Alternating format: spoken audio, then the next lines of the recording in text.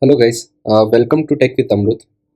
So in our previous lecture, we have discussed about a multi-dimensional array and the examples under the multi-dimensional array, all those things we have seen in our, and also we have seen some of our DSA questions, right angle triangle, and also like left hand pattern, and also we have seen the pyramid, and we have also discussed about how we can reverse the string and check whether it is a palindrome or not.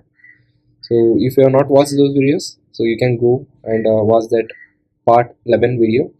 So in our today's lecture, so we are going to discuss about some of our advanced topic in JavaScript.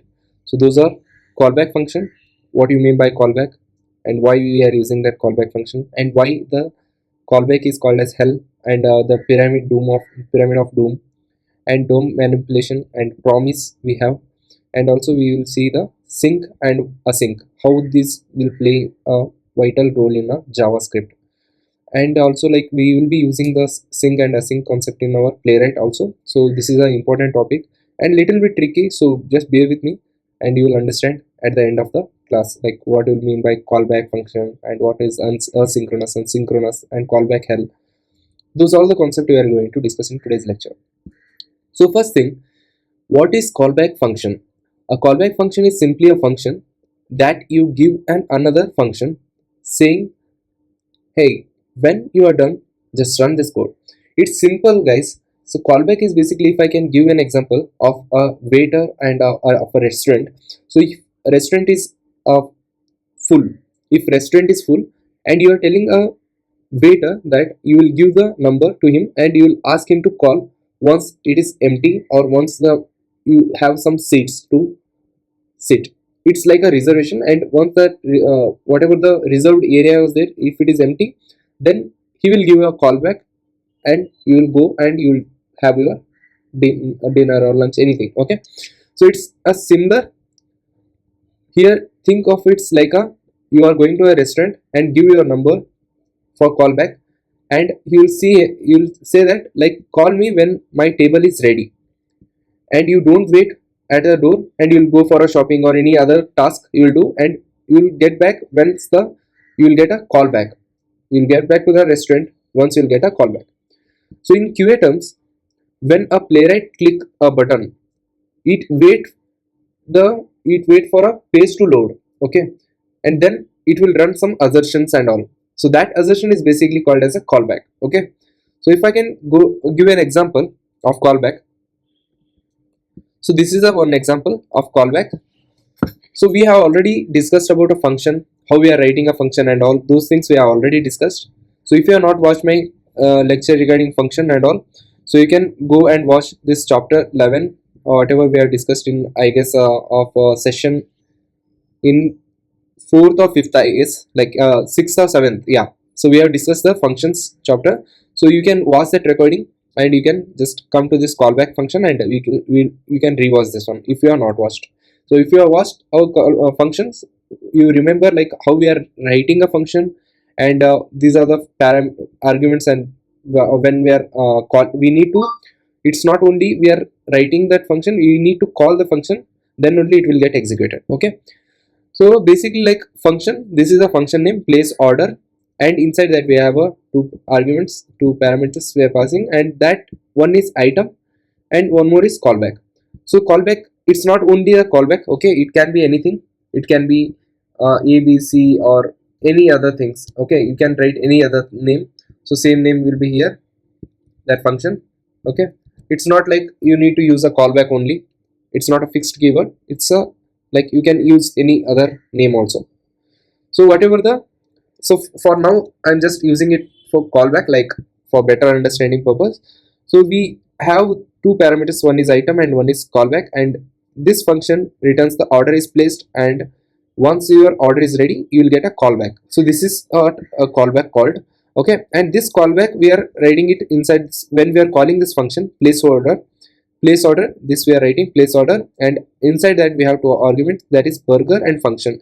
So you can write either like this. Okay, so you can write like this anonymous function. Anonymous function is don't have any, doesn't have any name. Okay, so this you can define and write that function inside this parameter while passing the arguments only. Okay, like this also you can write, or else you can first define that function, and post that you can write that like this. Okay, so whatever we have written, print like this, and instead of this function you have defined a function first, function with name of print, and inside that you have this console normal function done with the order. So this whatever the console, either it can be like this also, you can write it here inside this, whatever you have written here, same thing you can write it here and define that function, and post that you can write inside this while calling the function. You can just write this function name here. Okay, so second parameter will be function and first parameter will be any string or something. Okay, so second way of calling is like we have already discussed here above. So you can write like this also. So directly you are writing that function, order is ready, pick it up. Like this also you can directly write, or else you can just remove this one. Okay, and you define this function like this, and here you need to give the function name of user or something, and that you directly calling. So you can call it like this also. Okay, you can call it like this, function user, and that user name whatever it is there, it is, you are just writing it inside the place order. So you can do like this, or else you can directly write that whole function inside that bracket. Okay, so that also you can do. The third way is using the arrow function, and this is most widely used, because in like if I can show you one example, I will show that one. First you can understand this one. Place order, same thing we have mentioned, and instead of that async function, so we will use the arrow function. Instead of using the async function, we are using the arrow function, and inside that we are writing the same thing. So this is another way of creating a function and passing the argument also. Okay, so this is basically function inside a function. Callback is basically calling a function after it is done. Callback is call function after it's done. Okay, after it's done calling a function. Once this whole thing is executed, then we are calling a function. So that is called as a callback function, and this is the mostly widely used because in Playwright also we are using this arrow function. So if I can show an example of Playwright, okay, this is the one. So where in Playwright, like we have this function test, okay, and this is async and arrow function we are using, and inside that we are executing some of the code. Okay, so this is same as that of the what we have discussed. So just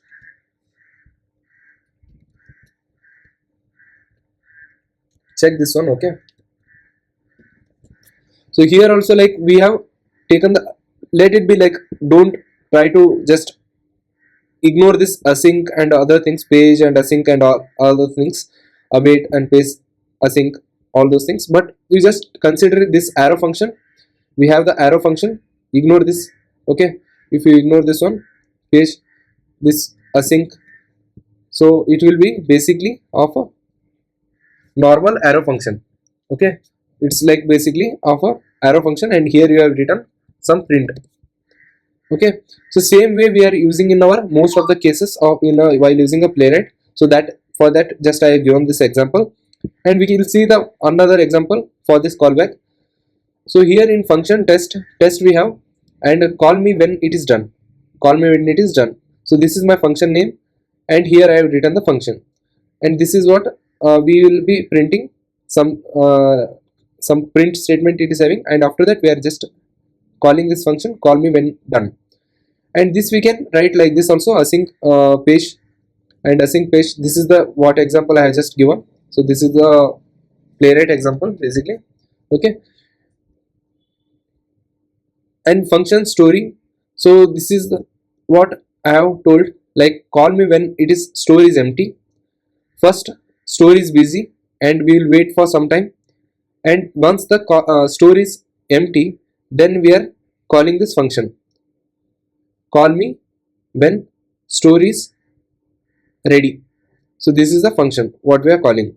Okay, and once this is done, so we are just printing this one like this. So we are Okay, when store is empty, we are doing the let's start shopping. Okay, so if I, this is my store. Okay,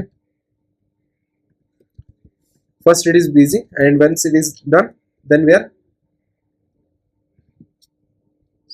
going for a shopping.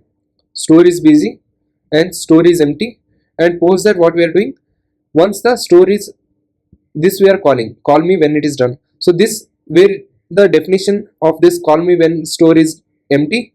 So for this function the definition is here. Okay, this is the definition, and this is what we are calling the function, and here is the definition. So this is an anonymous function, and we are using the arrow function, and here we are printing that whatever what action we are doing that let's start shopping when the store is empty. So these are the three, it will get printed. So you need to call the function basically. So you need to call the function, then only it will get executed. So this is another way. Here we have, okay, so this is another way of calling a function. And async, what is sync callback? What is sync callback? Sync callback is basically executing one after others. So all done prints last because for each is a synchronous. So this is called as synchronous, and it finishes all the iteration first. So it will finish the all the iteration first. So this we have discussed second way of doing that one. And synchronous callback. Synchronous callback is basically runs immediately, as I already told. So it will run immediately line by line from top to bottom. Okay. So the program waits for it to finish before moving to the next line, and every for each map filter we have used, so those will follow the sync callback, means one after other one line will get executed, then only it will go to the next line. So like that it will execute the line by line. So the whatever the for each map and filter, they will follow the synchronous callback function rule. Okay, so once the first line will get executed, then only that will move to the next line. So it will execute one after others, and it will wait for the first line to execute. So that is how it will, this for each will work as a synchronous. Synchronously it will work. Synchronous. Okay, synchronously it will work. So this test result, we have one array. This is our array, pass, fail, pass and skip, and we are running in a synchronous way by using for each loop. This is our function, and r and I can be anything. This r can be like, this will be index, and this will be result, and you can change it like index, and here it will be result. Okay, let me save it and let us run.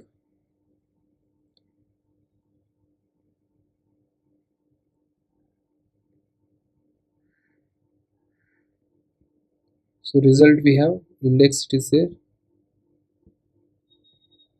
Okay, it's not closed. Okay, and this also need to be closed. Let me run it. So here we have a test 0. So this is index. For each has a function with two parameters inside the function. One will be result, whatever we are getting it from here, and that index of that array. So that is how it will get printed. So we are printing it. Test is a constant word, and here we constant string, and here we have a index which is getting changed by this one index, and that arrow function is again string, and we have a result which we are printing it from this one, pass, fail and all. Okay, so this is a synchronous in nature, and pass, fail and pass again skip. So this is synchronously getting executed one after other. Okay, so this is a synchronous example. And asynchronous means what? Asynchronous will wait for some time. So that basically it will wait for some time, and after that only, that after waiting for that particular time, the next statement will get executed. For example, so this is our test 1, test 2, test 3. We have 3 tests we have, and we are using the set timeout with a function. This is our function, comma. So this you can write it like this also. So if you are writing like directly writing the function, or you can define the function first and you can utilize it. Function wait I am using, and here I am using that wait. Okay, so set timeout we have. So you can either use like this, or you can directly use that function. Instead of writing this whole thing, you can directly use the function, without naming function, you can directly mention it inside this bucket, and you can use the timeout. So this is using for a 5000 millisecond, which is 5 seconds is waiting, and post that it will get executed. So if I try to print this one now, if I print this one, so it is 193 is getting executed, and after 5 seconds, after waiting for 5 seconds, you can see that this test 2 is getting executed, and with a API response is received. So this is why we will use the asynchronous. So it will be like there are some time limits or time bounds are there. So if one API will take this much time, so suppose that it should get verified, and another API will take some time of 10 second or 20 second, and after that only that we will get some response. So we need to wait, and we will not wait for the other statement to get executed. So we will use the asynchronous wait method. So in background, asynchronous means what? Asynchronous, so if the code is running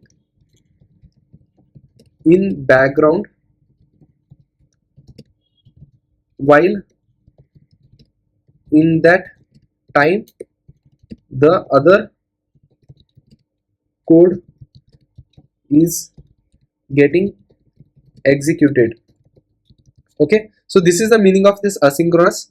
So because we have some wait limitation while calling a API or while storing the data in a DB, so that particular time we are running in background, but other code is getting executed. So that is where the asynchronous part will come. So that is the benefit of asynchronous, and this callback basically will get executed one after others, so it will not wait for that time. So for that waiting mechanism we have a asynchronous wait, so where we are using the set timeout and wait for the particular function to get executed for a 5000 milliseconds. So this is how we will be using the asynchronous callback. Okay, and we will see one real-time example how the asynchronous callback will happen. Okay, so this is how this is a real-time example, guys. So where we are using the same thing in our playwright as well. So for that reason I have took the real-time example, and here also like we will be having some of a there are multiple what I can say, there are multiple limitations also there why we are not go with the callback. Okay, so that also we'll discuss. Just see this example, you'll understand that one. So this is our real-time scenario, which is end-to-end login flow I have took, and open browser. So open browser has this callback function, and this callback function basically wait. So whatever the callback function we have, so this callback function will wait function, and this console.log will be having function inside a function we are writing. So this is our callback. So inside the set timeout we have one more function that will get executed, and inside that we have a callback, we are calling this callback. Okay, and that is getting executed after waiting for a 500 millisecond. Okay, and here we are what we are doing, step 1 is a browser starting. So we have started a browser, that is open browser, and next we have a function called as a go to login page, and here also we are using a callback, and that is also set timeout with a 500 milliseconds, and that will do the step 2 login page loaded. And once the login page is loaded, we will enter the credential, and here also we are using the same callback set timeout, and inside that we are calling again function, inside a function we are again calling a callback. Okay, and after that entering a credential, I will tell like click on login button. Click on login button also has a one more callback inside it, and with a setting a timeout of with a fourth step we are doing, that is we are clicking on login button. So these are the 4 steps four functions we have. These are the four functions, and I have took a real time example. And if you want to call the function, so this is how the callback will work, guys. So open browser has a function, it has a function, okay. So open browser, so this is our open browser, and it has a function, that is a callback we have, okay. And open function and open browser and function, and inside that we have a go to login function, and after that we are calling a enter credentials, and inside that we are calling the click on login.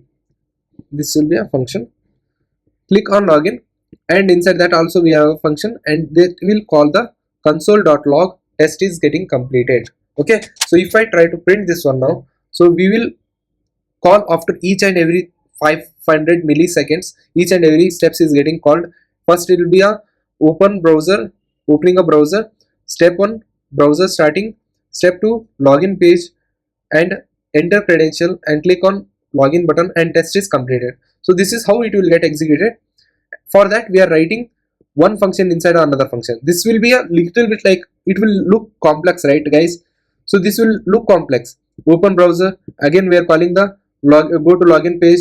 And what if like if we have a big code, like hundreds of lines of code, so this is just a 2 and 3, you are able to see this in a clear image, like open browser is there, go to login page and enter credential and click on login button, and then we are done, okay. So what if like we have 100 of lines, like end to end function from login to logout, and we are performing some payment related thing, and we are going to dashboard, order a product, and do the payment, and check the checkout if it is in a checkout or add to cart, and after that we are performing some of our operation and doing the final payment, and after that choosing a payment, final payment, and we are doing the logout.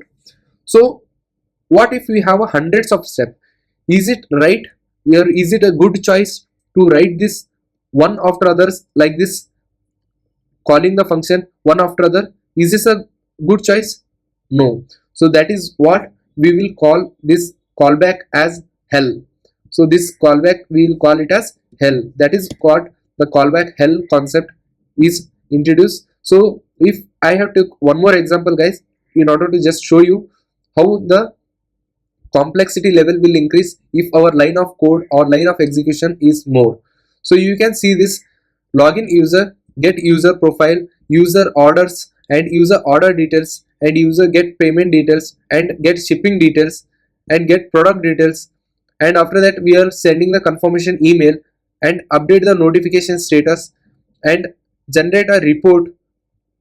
So how this will work? This is how this is getting worked, right? So user profile, order, payment. So while generate report we have one function, okay. So inside this, so we are calling these many functions: user profile, order, payment, function. So you will see this complexity when the line of code is getting increased. So that is why we will call this callback as hell, okay. So we'll also so that is a one of example. No need to just for example like how if the code lines are increased, then how this will look like. Complex structure will get in, like we'll see the complex structure of this callback. So that is for that reason I just took one example. No need to worry about this one, okay. We will not be using this kind of things while we are using a callback. Callback is useful when we have a one or two functions, okay. So we will also have this callback return also, that we will see. So callback return is basically returning the callback. So if you are having this one operation and function calculate is there, and we are having the a and b as a parameter, and this is the operation as a function. So this is a function, and we are returning that function, we are returning that callback. So while returning a callback, we have this let sum is equal to, so return means what? It will return some value. So it will return some value. So that is why we have used the sum calculate is there, and our function is this one. So we are passing a value 10 and 5, and we are calling this function. So I have already told you can write an anonymous function, or you can give the proper naming for that, and that you can use it. That is also possible. Okay, so now I have directly used this function y x comma y. Okay, this I have used, and whatever the sum it is returning, so this will return some sum, right? So this is callback return. So once the callback will return that, we are storing it inside the variable called as sum, let sum, and that we are printing it. So if I can show you this by running the code, this will print the 15. Why? Because we are returning that value. That is the reason. And we will also see this example, pyramid doom. Okay, pyramid doom. So we have discussed now, until now we have discussed about callback, how the if we have a multiple line of code, then how this callback hell will be there, or we will also call this as a pyramid of doom. And we have also seen the asynchronous, I will do this later, you carry on. So that is why the asynchronous will be used, means until that code is getting wait for particular action to perform, the code is waiting for certain time, but till that other code is getting executed. So that is why we have called it as like I will do this later, you can carry on. Okay, real world example is when send API request, you don't freeze your entire test suite to waiting for the response. The request goes out, your code continues, and when the response arrives, then the callback will run. So that is how the asynchronous wait will play a vital role here.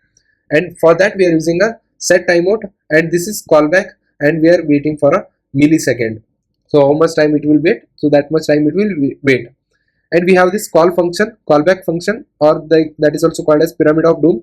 Now imagine we have a 4 step, you must run in a order, and each step is asynchronous, and you put a callback inside a callback inside callback. So it is like we are calling one function inside another function, another function inside another function. So this is our step 1, we have this function, and another function we are calling step 2, and other function is step 3, and other function step 4, step 5, like this we are calling function, callback function inside another callback, and that callback function again calling another callback function. So that is why this is called as a callback hell and pyramid of doom. So pros and cons are there for this callback function. So this is like if we are having a 1 or 2 asynchronous step, then this callback function is good. And if we are having a nested created unreadable pyramids, then this callback will not work properly. So we will not be able to understand that properly. So that is what that it is listed under the cons. There will be no special syntax needed. For this one, there is no special syntax is needed, and here that error handling is nightmare. Here we will not be getting that error from where which function it is getting called, or we will be having multiple function callbacks inside another callback, right? So we will not get that how the error handling, we will not be able to handle the error, and works everywhere in old or new JavaScript, and each level needs its own error check will be needed. That is a cons. And lightweight, that is a pros, and cons will be hard to debug and confusing stack trace, and built in a into a array method, and cannot be easily return value between levels. So that is why the like pros and cons of this callback, you can go through this one. And callback return also we have discussed. Okay, and this is how the pyramid of doom. So this is one example, step 1, step 2, and step 3. Step 4 we have callback function in the each and every function we are calling the callback, and this is how we will be writing that step 1, inside that we are calling another step 2, step 3, step 4, like this. So this we have already discussed, that is why it is called as a pyramid of doom, and also callback hell. So next concept is promise. So we are having this callback hell and a pyramid of doom. So because of this limitation, we are going to the promises. So where we are improved the writing of or calling the function. So there we are using the, what is promise, guys? Promise means what? So promise has two things. One is like promise, we are fulfilling the promise. so that is resolved we will call, and we are not fulfilling the promise, that is called as a rejected. So if you are going to any restaurant or any Zomato, real time like example we'll take. So you are ordering a food from the Zomato. I hope like many people, most of the people who are watching this video have ordered the food from Zomato. So there will be two possibilities. So either your food will arrive, that is fulfilled, or it will get rejected because of that order is that whatever food they have, we have chosen the restaurant, so that is getting closed, or that food is not that whatever food is there, that is finished. So there will be two possibilities, either it will your order is fulfilled or your order is rejected. So there are two possibilities. So you will wait for a food being prepared, not yet ready, and then you will get a two possibilities from that, whether it is fulfilled or not fulfilled or rejected. So let API call, then we'll take one example. Okay, we'll consider this example. Your order is there and you are making a promise, like new promise is there, and inside that we are writing a function. Function will be having two parameters, that is resolve or reject. For this new promise, whatever we have, so inside that we are writing a function, so that contains the resolve or reject. There are two possibilities, and let food is ready. So for that we are just hard coded it by true, and we are calling this if and else. Food is ready, then we will make it as resolved. If food is not ready, then we will make it as rejected. Order is cancelled. So let me just print this one now. So because we have hard coded it, so we are our promises get resolved, and whatever promise we have, that pizza is delivered, so that we have got. Okay, so that is why our order is returning. Okay, so this will return that our pizza is delivered. That is how the promise will work. So we will consider one real-time example where we are calling one API. Okay, and that API call will get succeeded, so that is getting resolved. What happen if the API is rejected? So for that condition we have not handled that condition. Okay, so now we are considering it as resolved only. So when we are calling it then, so then will be basically, so there are two things, then and catch and finally, so that we will discuss. But now just consider for a resolved case. So we are just saying it for a resolved case. So if it is a resolved, new promise is there, function we have, and inside function we have a resolve and reject. Resolve basically is getting called. Okay, resolve is basically getting called if the API is fulfilled. Okay, if API is fulfilled, we are getting a status of 200, and body, what we are getting, we are getting a body as user data. Okay, and that function we are calling, how we will call that API?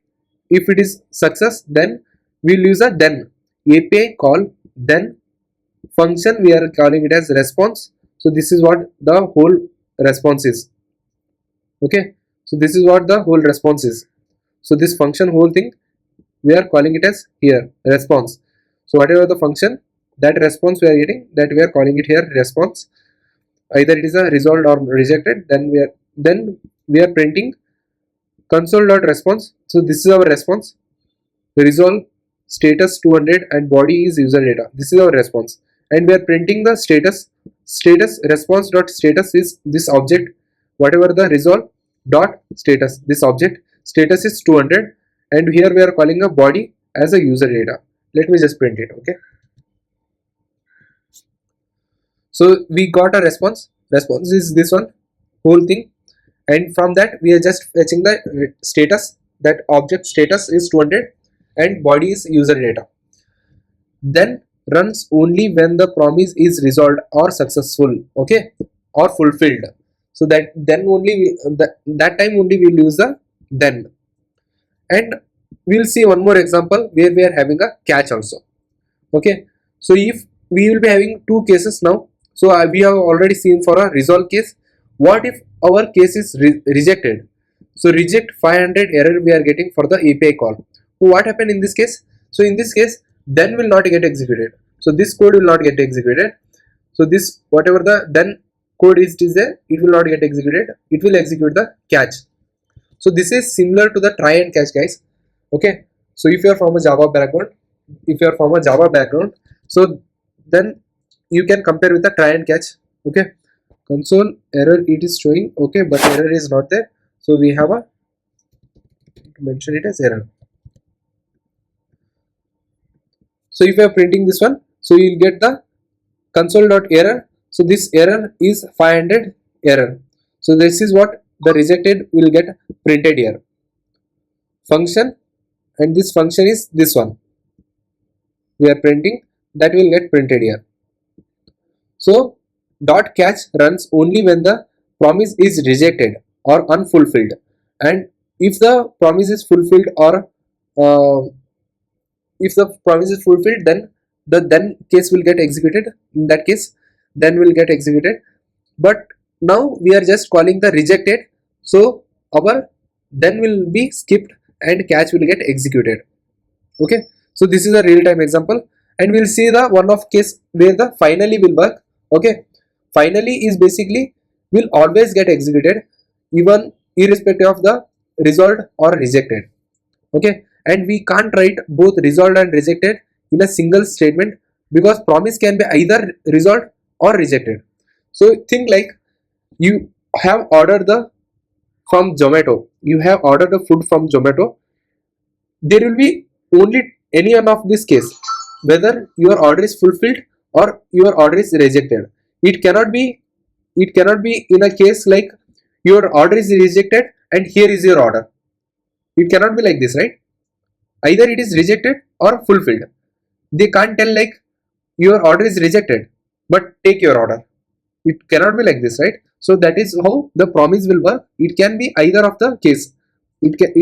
Whether it is a result, either it will be resolved or rejected. Okay, so here we will be writing like this. We are calling the promise like this, promise function, API call, then a function whatever we have, that is a data. This is the data status 200, and it will be solved. If it is a resolve, then it will get a console.log and data, and after that we will get the I will always get executed anyhow. So this will be two status will get printed. So we'll get the status 200 and I will always execute it anyhow. So if I, instead of this one resolve, if I'm running the rejected, so what happened in this case, rejected case, so catch will get executed. Catch is of status is 500, catch is of this status is 500, and I'll get this executed. So this is how it will get executed. Okay, I hope you understood this one. Always finally will get executed, whether the promise is resolved or rejected, or finally will get always executed. So this is the example of finally, and we'll see one more example. Okay, so where we have written the callback. So this is same example I have took. Open browser, and we are returning the promise here. Open browser function, open browser, and inside that we are making a promise. We are returning a promise. Return new promise as function. Return new promise function is this one.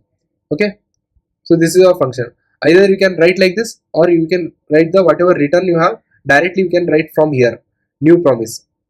From here to here also you can write. That is how we have written in our previous example also. So either you can also write like let open browser is equal to new promise you can make.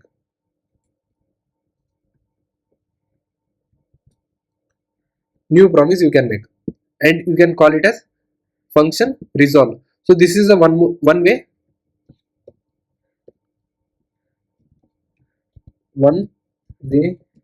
of writing the promise. Okay, this is one way of writing a promise. You can write it like this also, or else you can, and while calling, how you will call? While calling, you will call it as open browser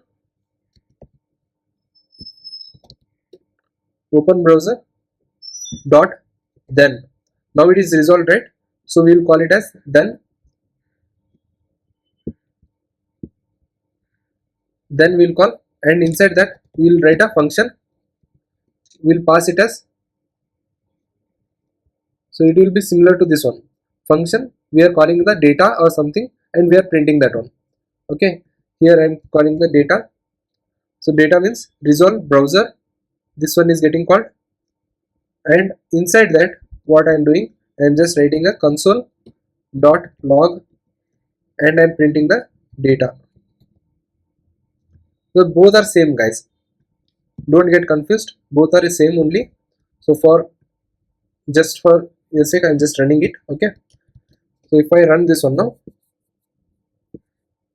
so we'll get a browser has opened. Okay, and if I close this one, this is another way, second way of writing a promise. So you can directly call this function also, that is also possible, but here you need to call this one, you need to call by this one, open browser and function you need to call like this. Now I will write one more method similar to this one, click login. I will use click login, and that both the click login and the enter credits will be having one more function. Let me just take that example, one second guys.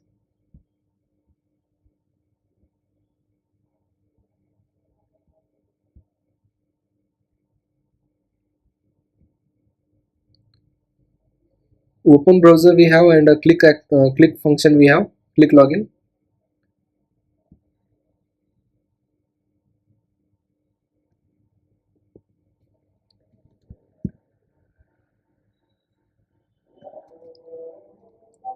First it will be go to login, and post that it will enter the credits, and click function, click login, and go to login page again,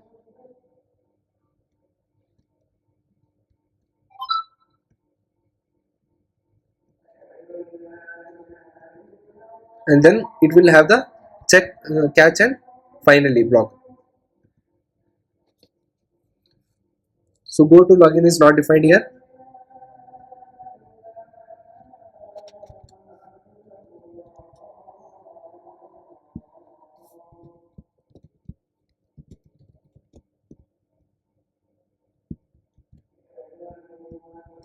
Go to login page, browser is opened, and here navigated to login page. So this is third function, and we have one more function, that is enter credits.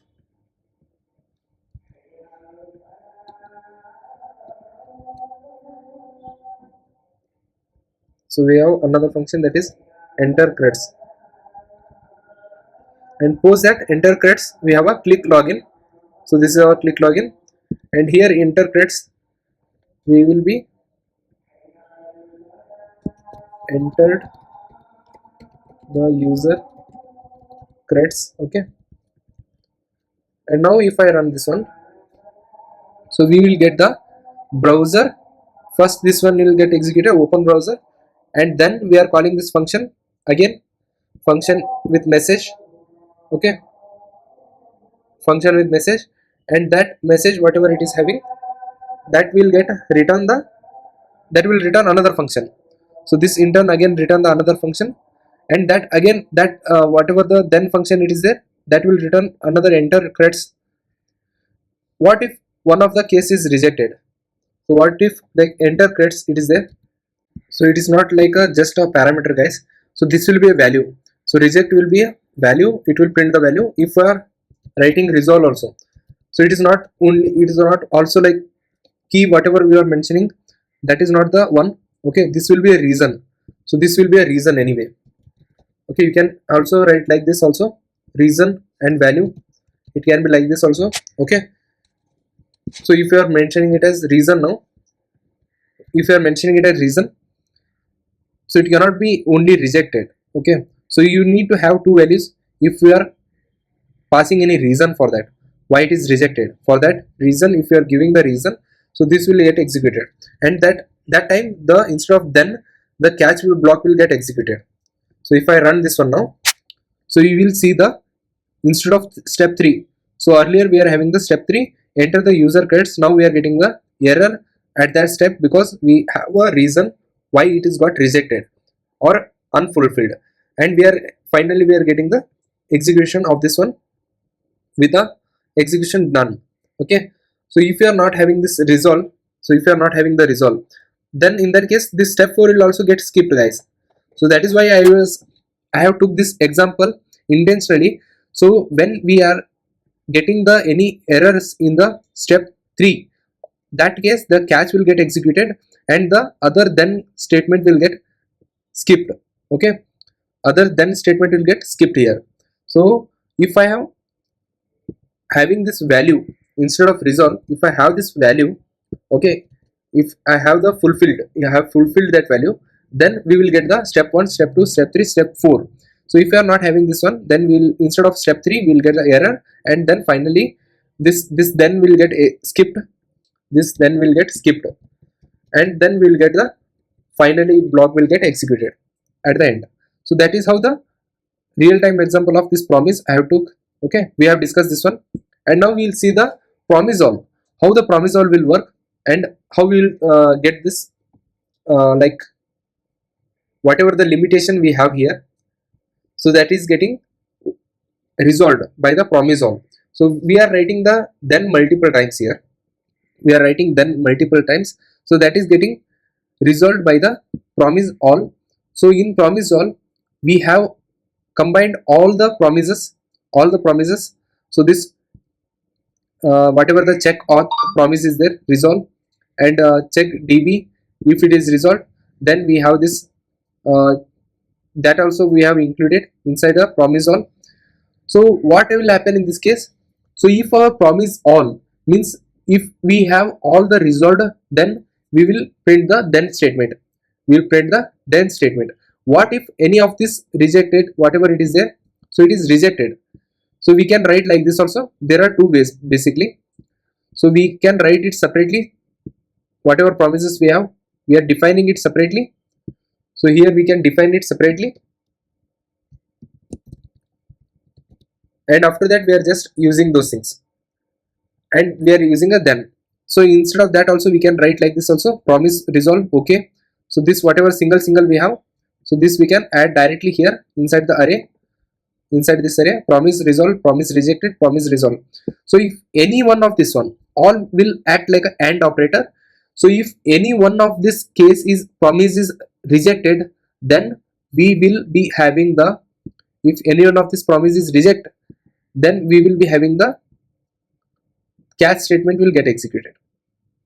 This you need to keep in mind. Okay, so any one of these promises reject, then we will execute the catch block.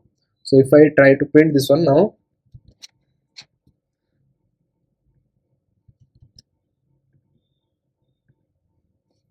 so here we will get the, if our all the promises are correct. Okay, so let me just take first one.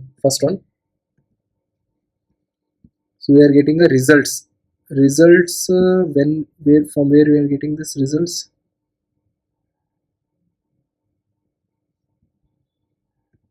Results is not defined.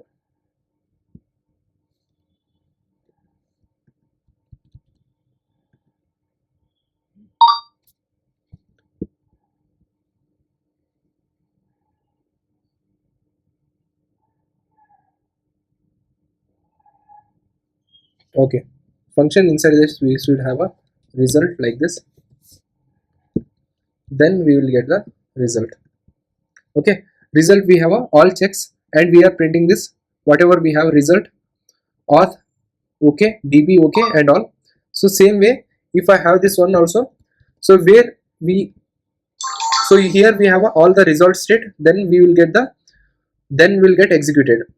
So what if any one of this case was rejected, then we will get the failed db done, this will get executed, failed db is down. So only this one will get executed, rejected. So this promise will act as a AND operator, and if any one of this statement is wrong or rejected, then this failed, this will catch will block will get executed. If all the statement are true, then statement will get executed.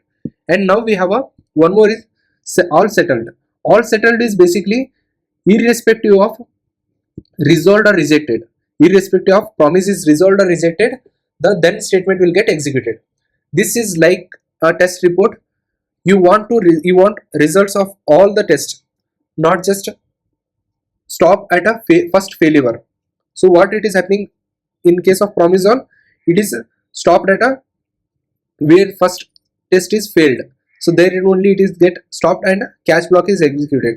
But in case of all settled, it will give, it is like a generating a report, which tests are passed, which tests are failed, like that. So and it will give the pass and failed result. It is like a report, it's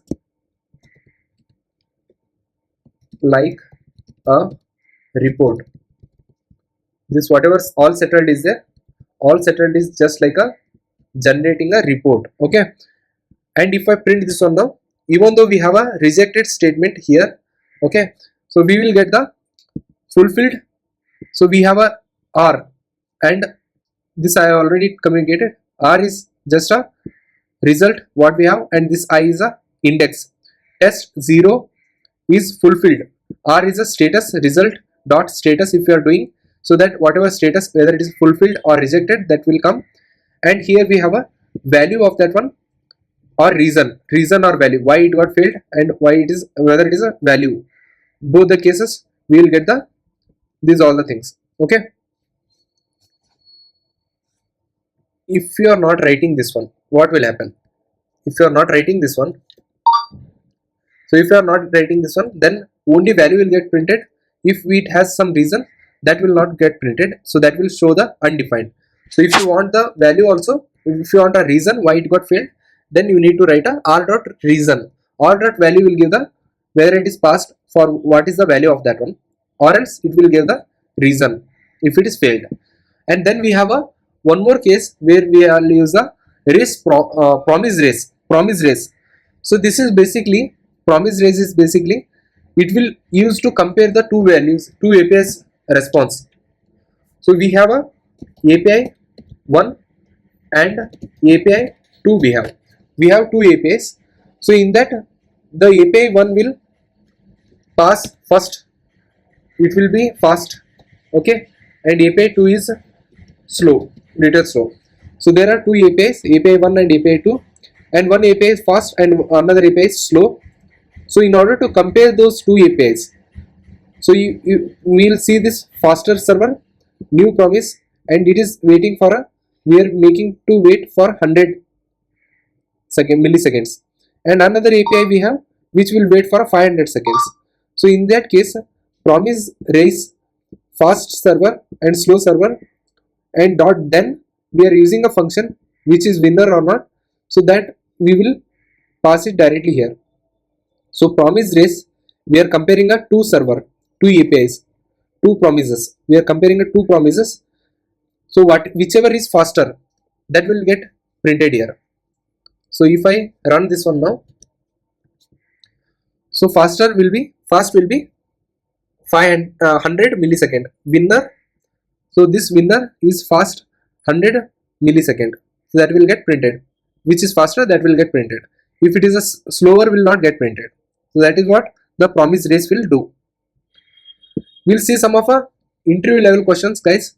Okay, so this, you answer this one. Let P is equal to new promise, resolve and reject. Resolve we have a 42 and we don't have any reject, and then we are using in that case we are using the then function value console.log, and that answer of that one is value. What will get it printed? Here it will print the 42.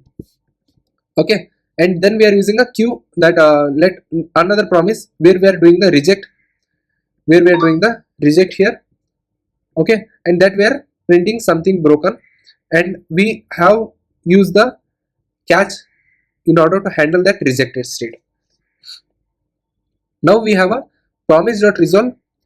What this will do, guys, promise dot resolve, we are having the two statement, because resolve will dot then will get executed when we have a resolve. And if we are using the two then inside the same one promise, for one promise we are using a two then statement, then what will happen? Function resolve is a function, and inside that we are passing the argument as parameter as 5, and here we are passing it as value. Return whatever it will return, that value will be 5 into 10 is 50, and again one more function then will get executed, and that result will be 50. So here it will be 50. And we have one more example. So resolve 1, then whatever value it will be there, 1 plus 1, here it will be 2, and after that 2, again this will get executed, and here it will be, first it will be print 1 here, and here it will print the 2, and here it will print the 3, because 2 plus 1 3, and here it will finally print the 3. Okay, and this one resolve start we have, then function and value whatever we have, that we are printing it here, start value, start it will get printed, and now we are having this throw new error. So what happened in this case, guys? So if you encounter any errors, or we are throwing any errors, in that case the then statement will get skipped. So this will get skipped, this will get skipped, and catch will get executed, will get executed when error encountered. Okay, catch will get called. This will see by running. Okay, and this is same thing. Reject we have, what happened in case of reject?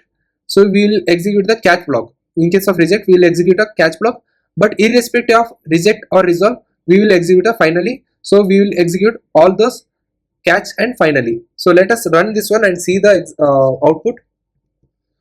So first we have discussed 42 it will get printed, and then we will caught the error. So as it is a reject statement and we are catching it, so we will print that as it is, and here we will print the resolve.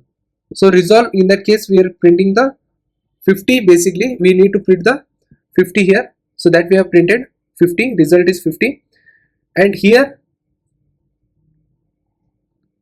in this case resolve we have a 1 we have printed. Okay, and if it is taking time taken, so then other statement will get executed. Here start is getting executed because it is taking from here 1 2, and caught test failed. So let me just comment out this one, so we, for better understanding purpose.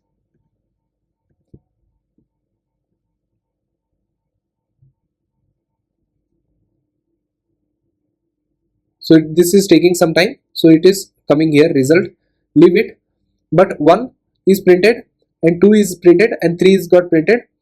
Let me just comment out above 1 and uncomment below.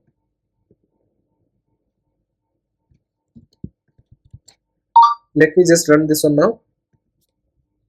So here you can see start printed, and then we got the error. Okay, then we got the error. Let me just comment out this one also. Start, and then you got the error. So once you got the error, once this error is came, then we will execute this one, caught error is broke at step 2, and message is this one, message. Okay, so this is the what the promise with if we encountered any error in between. And this one is third example where we will print the, if you are getting any errors. Okay, if you are getting any encountered any error, or this is a reject statement, so we will get the catch and finally will get executed. This is easy, guys. Unexpected error, why?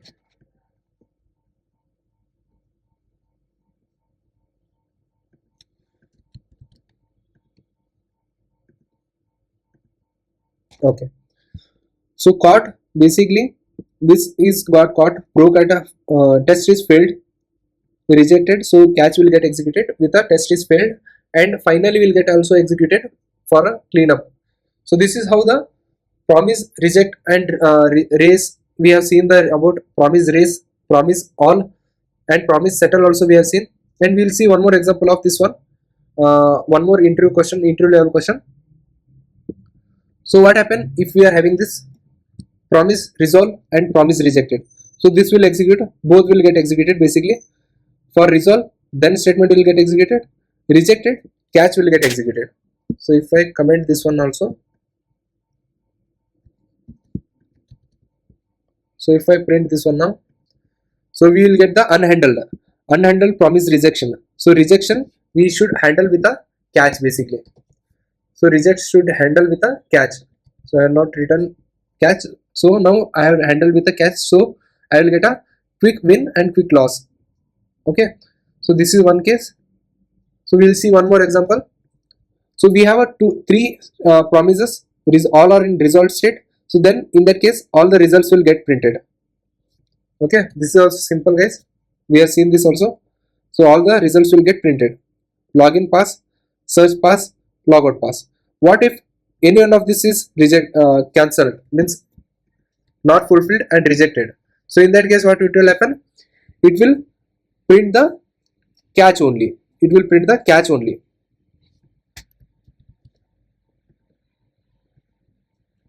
What it is giving? It is giving syntax error.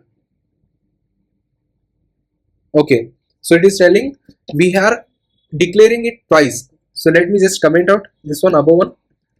So as it is getting confused and it is asking like declared twice. So now in this case, one of the cases rejected. So for promise all, it will get execute then statement only if all the statement are passed, and it will execute catch if any one of this promise is rejected. So then we will get a stopped, and the error is search pass. Search pass is stopped. There only we have stopped. Okay, that will get executed, and we'll see one another example is settled all settled. So this we have also understood, whether it is pass or fail, it will execute the result, then statement will get executed. So if I run this one now, so it will give this one fulfilled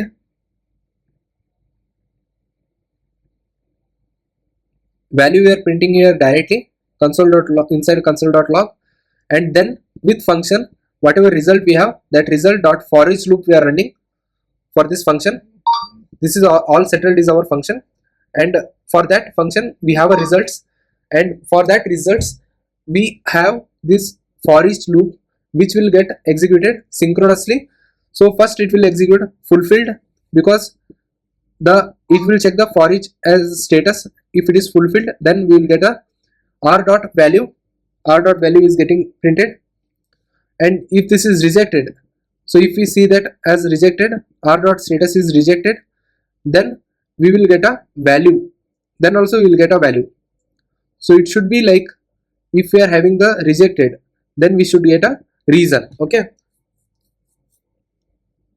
so whatever it is there, that value it will come here, because we have written like we have added the ternary operation here, and with that we will check if it is fulfilled. If it is equal to fulfill, then we will get a value. If it is not, then we will get a reason. So in this case we have one fulfilled, second one is rejected, that is throwing the error that whatever reason it has, rejected reason, API response is 500, that will get printed. So this is how we have discussed about a callback, how callback hell is there, and how we can overcome that callback hell and or pyramid doom issue limitation from the promises. And even promise is also not good, guys. So if you see this example for promise, so we have written a multiple then statement. If you can see that one example, so here we will have written the multiple then. This is also not good, guys. What you tell? For that we have written the promise all, but this will get executed only if all the statement are passed, and settle will get executed even though irrespective of then or resolve, this will get executed. So this is not a solution, guys. So that is why we come across with a concept called as async wait. So that is the reason why we came across with a concept called as async wait. Okay, so this is the concept why the async wait is got introduced, as it's a async wait is a cleaner way to write a promises instead of chaining with a then, and you write a code that looks synchronous but works asynchronously. Okay, it looks like a synchronous but it won't it works as a asynchronous. So this callback and promise, instead of that we will have this concept called as asynchronous programming. So async code basically async code means what? Allow program to start long running task like fetching a data from the file or any other task for fetching a data from DB and all, and continue with other tasks before the first one finishes. So this will asynchronous code will be basically allowing, if time taken to execute that particular code, if it is taking a long time, then that will get run in background and other tasks will get executed. And async code prevents the application from freezing, and which is a critical for user experience. So this will prevent the application from freezing also. And how JavaScript will run? JavaScript execute code line at a time, one line at a time, and each line must finish before next line runs. So that is how, like, if we have this my displayer A B C, and output will be always A and B and B C. So if it will wait for A to execute, B will wait for A to execute, C will wait for B to execute. So this is how it will work. Okay, and we have a this example will display hello goodbye. Okay, so we have a my first code and second code we have. This will always execute. This will always display hello first, because it will the first function is my first, second function is my second. So then first it will execute hello and then it will print the good. Okay, and why we are using the asynchronous code? Some tasks take time to finish, like network request, timers, user input, and to stay responsive, the JavaScript can use the async programming. Asynchronous flow refers to how JavaScript allow a certain operation to run in the background and let their result to be handled when they are ready. And if JavaScript waited for these tasks, the page would freeze. So that is why we are going with asynchronous. Asynchronous code let rest of a code program to continue. Asynchronous code doesn't run immediately. And if we are having a timers, so how we are running that one? With timers. Timer run after a specified number of milliseconds, and we will be having a events run when the triggered by the events, and network request run when the data is arrived. So like that we will wait for timer or event or network request to get a data arrived. So there are two keywords basically which we are using. Async we are using, I have already shown that here we are using async and await. When to use what? So async put before the function, async will be put before the function to make it run a promise. If we are having a promise, if we are returning a promise, then we will use a async. When we will use a auto, await, pause here. So it is used to pause that code there and wait for a promise to finish, then give me the value, that is calling of functions. So it will wait for the promise to get finished, then it will give the value of that promise after it is getting executed. So that these are the two keywords what we are using for asynchronous code. So this is the one thing what I was discussing, and we'll take one example. Okay, in next lecture we'll see the other examples also. So today we'll just discuss asynchronous and one example of that one. So this is one way we have whatever we have. So our function is there. This is our promise that whatever the function, we have a token inside that, and it is returning the get user. Get user function is got returned. And again inside a then function we have a user and we are printing this one. Okay, so we will use the async function run and let token to await for this get token to execute, and get let user await for the get user to execute. So this is function inside function what we are using. So another example, another better way we will see. So we have discussed this function earlier, hope you remembered this one. We have a open browser function which is returning a new promise. So we are returning this new promise, and same way for go to login and enter credentials and click login. So this we have already seen this function. Okay, you remember this function we have already discussed, and that we have written with a callback.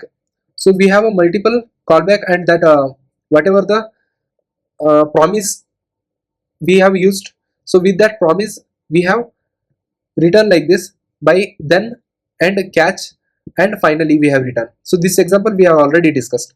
So how we can write using the better approach by using the asynchronous. So this is how we will use the asynchronous. So you can see this multiple things we have written like this. So and this is not that much clear and readable. So if you come to this asynchronous wait, so async function, so we have a run login flow. So for this whole thing we have considered one function, that is run login flow with asynchronous, and that will wait for open browser to do open browser, and post that we will capture that whatever return it is returning, so that we are capturing here. So whatever the function is returning, that we are capturing inside message one. Same way we are doing it for await go to login and await enter credits, await click login, like that we are doing, and whatever the message we are getting, that we are capturing. So whatever that returning the function, so that is getting captured inside a message. So if I print this one now, here it will be message 2, message 3, message 4, and we need to call this function also. So without calling it will not get executed.